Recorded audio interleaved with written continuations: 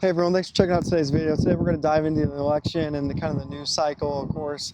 The biggest thing in the news is the election. What's going to happen? What do I predict? What do I want to happen? Those are kind of the topics of today's video. I'm also going to kind of break down just the candidates and kind of what I see from more of like a spiritual lens as well. I do want to start off by saying like I'm not a Kamala fan in any regard.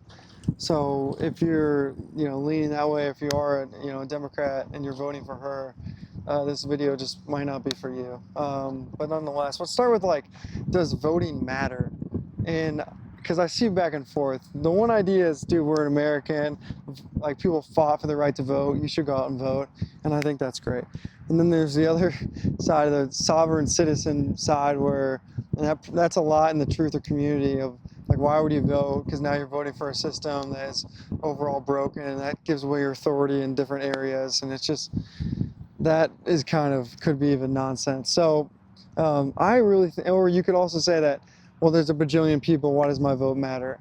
I think the real truth of it in this realm, the things I know about this realm, this earth, is that if you think your vote matters, then your vote matters. If you think your vote doesn't matter, then that intention will make sure that your vote, in fact, does not matter. So I think do whatever is you feel right and vote for the candidate that you feel is supports what you believe in and your life experiences. Okay, let's kind of jump into two candidates.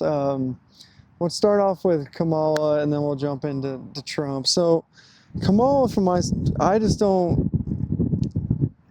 The fact that she wasn't even elected in, and her party just chose her through like loopholes, it just feels very off to me. Okay, on top of that, I just feel like she's utterly incompetent, and I feel like her IQ is probably 100. And any president of the United States, I want their IQ at least 140. So I'm talking just the ability, just the process of information. Also, another thing I don't like about her is I always call this the Lucifer and Satan test. Is can you have Lucifer and Satan right in front of you, and do you blink or do you kneel? I feel like she's a kneeler. And I want the leader of the United States of America, which has the most powerful military and currently controls the world's economy, at least the dollar does. I know the conspiracy theorists aren't going to like that one, but for the most part, our money's tied to oil. Oil controls the world. Our money is oil, etc. U.S. dollar is the king of the king, as it sits right now. I want that. I want America to continue that. I think the world's in good hands if America is a strong country. And I just feel like with her, I don't think she can say no to some of the dark forces, and I think that'll continually corrupt America, which we all know America's a little bit corrupted as it is. I also don't know if she wants to work as hard as it's going to take to turn things around. And I know Trump's a addicted workaholic. There's other things I don't like about her. I don't like the fact that like she never had kids. I think having children is a really important aspect of life. I mean, I think living life and find someone to, to love yourself, to find someone else that loves you, to look at each other and say, hey, let's have children. I think that's an important growth part of life. And the fact she's never had children, I really just don't like that. Maybe that's attacking her, but she's run for president, so, I think that's okay to be critical of someone. Also, I just feel like I've never seen her, of course, but my reading through the TV is that her energy field doesn't exist. It's very flat, which isn't a good thing. A person with high polarity and a large high energy field, energy is very vibrant and enthusiastic, and I feel like her energy is absolutely flat, and I think you see that sometimes when she speaks, her brain doesn't process it all through her soul, and it processes all through her ego, and that's why she doesn't get to talk with any true statements of intelligence. So that's kind of my break on her. I don't want to see a world that she's the president, and mainly because I'm anti-war, and I don't think she's equipped to using United States assets to block a war. And that's the number one thing I don't want to happen. Is I don't want to see World War III, because I don't think that anyone should go out there and die. You don't beat Lucifer and Satan by holding a gun. You beat him on the farm. That's where you win the war. You win the war on the farm, growing your own food, teaching your children to be really solid people. That's where you win the war against evil. All right, we'll talk about Trump. I've already broke Trump down in the video, but Trump's an interesting person because his duality, in my opinion, and this is getting really deep, guys, but this is Joey Scott Media. This is what I do here. His duality is in his ego. So a lot of people's duality is like in between their ego and their soul, and I think Trump's duality is in his ego. So that's why if you believe what he says and like you're behind his movement, you absolutely love him.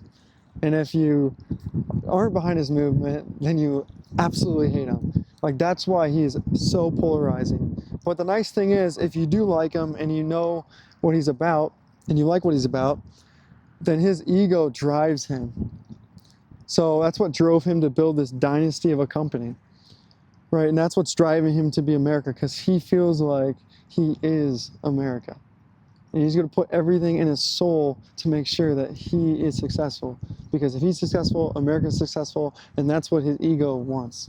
Now, I feel like some of the recent events with people attacking his life has maybe shifted that, and I feel like he's become a lot more grounded through that experience on me just seeing interviews.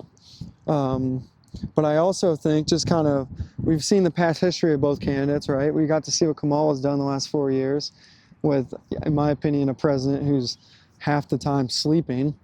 And then you got to see what Trump did. And Trump's economy is great. And every single thing about the Biden administration's economy, for the most part, is gone in the other direction. Now, I'm sure there's some things that have gone in the right direction, but for the most part, grocery, gas, the things that affect what I call real Americans, that has gone in the wrong direction. So long story short, we essentially got to see what both candidates would do in office for the most part. In my opinion, Trump's economy was just a better economy.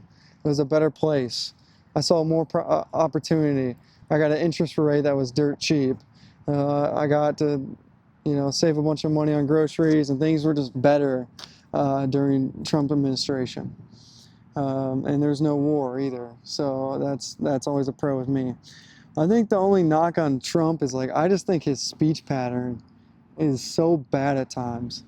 Like, he is really not a good speaker. And he's more like a comedian. And I think that's why a lot of people on the right like him. But he's not a good speaker. But what Trump does have is Trump has the ability to make a decision and make it fast. And that's the ability of a very successful entrepreneur. All successful entrepreneurs can just make fast decisions, and they also really focus on finding the best people. And I think that's something that Trump will do extremely well if he does get elected, is now that he knows everyone in government, pretty much, he's going to pick the best people to fix some of these issues, right? That's why you see him teaming up with Musk and different people across the United States landscape on hopefully fixing these issues. So, you never know with president's candidacies. Sometimes, they come in, they say they're going to do one thing, and then they absolutely do the opposite, and they're labeled as one thing, but the media, they're actually the opposite when you look at the real data. So, we don't know if Trump's going to go in there and be great, but I think he was pretty damn good the last time, so I think he'll be damn good this time. Let's talk about VPs, right? I think VPs are important in this election. I think J.D. Vance is the best candidate of all four. I think he's the best speaker. I think he's got a good head on his shoulders. I think he has the cleanest, most natural, normal person energy field. And I think Trump made a very tough decision by choosing him, because essentially all his major donors didn't want Vance, but I think Trump made the right decision for the country, which is choosing J.D. Vance as his VP. And I think that shows once again, what I just said, of him wanting to choose the best people and not really caring about the politics and just choosing the people he thinks are going to get done or to get the job done. I think Tim Wolves has a weird wacko-ness to him, and I can't get a read on that guy, and I don't trust that guy, and I wouldn't allow that guy to even coach any of my kids' soccer teams. So yeah, I'm not big of a fan of his. I did think their debate though was pretty solid and respectful, and that's the first respectful debate I've gotten to see in the last, since, I don't even know, Obama, Romney maybe.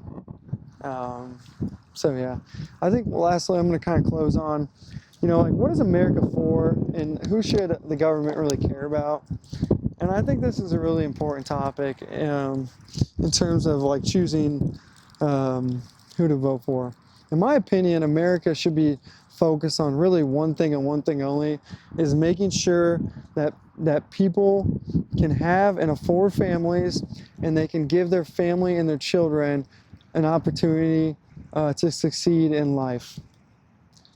And I think all policies and government should be just focused on making sure that parents have an opportunity to raise children, and that and people, like me, have the opportunity, and like you, have the opportunity to look at the finances of having kids and say, okay, let's do it, because that is the fabric of America. And some of these other policies I see, especially on the left, I feel like are the opposite of that. And I feel like some of more of the Republican stuff it leans a lot more that way in the modern time. And I think there has been a shift between Republicans and Democrats, and I feel like Republicans have kind of become more moderate, and maybe Trump's been a large part of that movement. And I feel like Democrats have gone pretty left. They used to kind of have some left guys and then the moderate people, and I feel like they've gone so left that it's delusional, and it's not actually tied to this world or this realm or the best for America. So yeah, hopefully not a controversial video. Like I said in the opener, I kind of was laying it out. So if you're still watching this, you're probably a Trump supporter, maybe undecided. But at the end of the day, trust your gut. Go out to the polls, make a vote. If you believe your vote matters, then from my understanding, it does. And America is still an amazing place. And I think we really just got to focus on what policies can benefit families, and just, make sure that we're not going against the family. And that's across anything with grocery prices all the way to schooling and public schools. All right, guys, thanks for checking out this video. I will make one post-election. Thanks all.